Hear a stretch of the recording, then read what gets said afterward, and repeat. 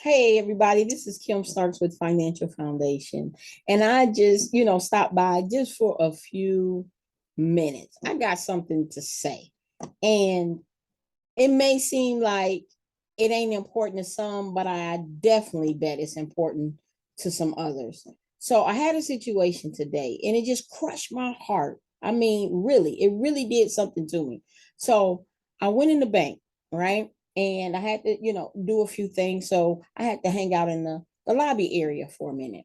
And one of the young ladies who work at the bank, we just start talking. Now I've been banking here for a while, and I usually don't come in, but when I do, from time to time, I see her. So we just kind of kick it. And she came up to me and we were just, chat like we normally do. And she said something that was very disturbing to me. She said, Kim, I don't think I will ever be able to purchase a home. And so I looked at her. I'm like, well, why you say that? And she said, just because of my situation. She said, I am $90,000 in debt with student loans. I said $90,000 in debt with student loans. Now she's in her late 20s and she's pregnant. So she's about to have a baby. I think she got about a month and a half before her due date. And her boyfriend, her and her boyfriend, they have an apartment. And she said, and then, my boyfriend, well, I might as well say fiance because if I remember correctly, they're about to get married. She said he has over $100,000 in student loan debt. So I don't think we'll ever be able to buy a home. When you add on the credit card bills and all the other things, she said, I'm looking for daycare right now. And I'm trying to figure out how I'm going to even be able to pay for daycare and keep my job and still keep afloat. Y'all, this is crazy. This is crazy. So I'm thinking, first of all, I know that's a bad situation, right? That's a hard situation. Let me say that, right? And many of us have been there. I'm not, I'm included, right? Of have seen that type of situation in my life. But this is my thing. I'm thinking, who told you you would never be able to buy the home? Who told you you could not pull yourself up out of here, up out of this situation? Can I tell you who put that planting in our head? It's the systems that we are in on a daily basis. These financial systems that's in place is made to keep people in a place where they don't even think they can get out. Now, when you look at the situation, you got credit card debt, you got student loans, you got other responsibilities, and then you in a job that's supposed to be a good job. They told you to go to school, get a good education, get a good job, climb the corporate ladder, put a certain a percentage away for retirement, and you're going to live a fabulous life. Now I think everybody know that is not, that was for 2 generations ago. That is not what's working today. So it ticked me off so bad that I just want to say, listen, I'm going to tell you, like I told her, listen, don't buy into that lie.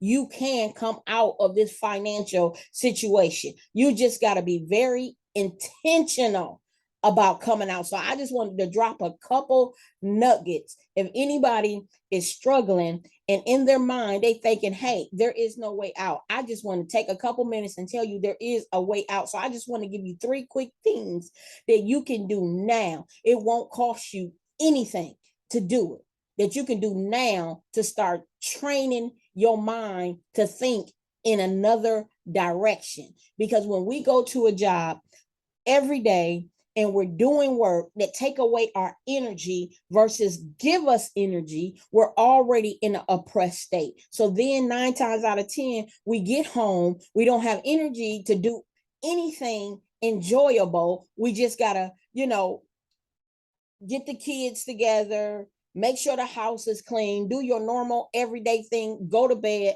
wake up, and do the same thing all over again. And I'm like, you know what? We can't live like that. We can't live like that. So these are 3 things that anybody can do now. Number 1, get a good book. right? A good book that's going to inspire you, that's going to fire you up. Like one of the things that I noticed, like a lot of people like, and even I really like, is like biographies. Like get somebody that you admire, get their biography and start reading. Why? Because until you can pull yourself up, or until you can get in the right mind frame and begin to live a life that you really enjoy, you can, borrow somebody else's. If it's somebody you admire, I'm quite sure if you get their biography, they're going to share some of the struggles that they had. So that will open you up just to start thinking a little bit different. And when you start thinking different, right, then you can start changing habits. And if you change habits, daily habits is going to change the outcomes because it's going to change your activity. Okay. Then the second thing that you can do, right, is get in a different environment. I don't care if it's like once a month, go to a business expo, go join a book club, get in an environment where people are thriving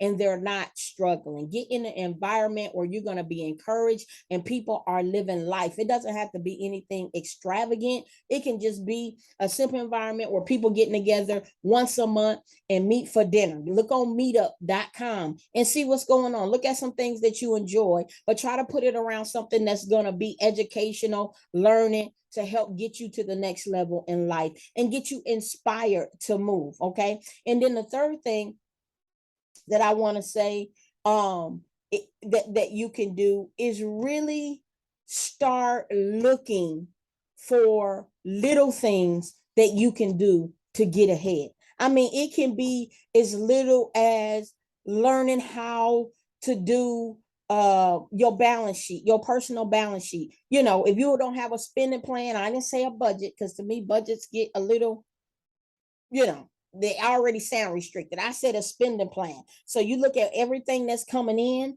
versus everything that's going out. And one of the things that I heard Robert Kiyosaki say about 15 years ago, and it always stuck with me. He said, I didn't care who I owed. When I was in total despair, broke, he said him and Kim was in so much debt that they always made it a habit to pay themselves, right? No matter what creditor they owe, they always took 10% of their income and put it in the bank account, and they didn't care if nobody else got paid. Now, I know a lot of people that listen to me, and me myself, I'm a tither, I'm a giver. So if we can tithe and we can give, you know what? Maybe the next thing you can do is pay yourself. If you're not comfortable with taking 10% and paying yourself, before you pay all your creditors and stuff, I get it. But at least take $50 or $100 out a month and go do something that you gonna enjoy, that's gonna help get you a new skill set, right? I'm not saying, because a lot of times we take money and we buy, we're gonna buy, as women, we're gonna buy shoes, we're gonna buy clothes, say, hey, I worked all day, I deserve this. But I'm saying, yeah, ain't nothing wrong with that. But I'm saying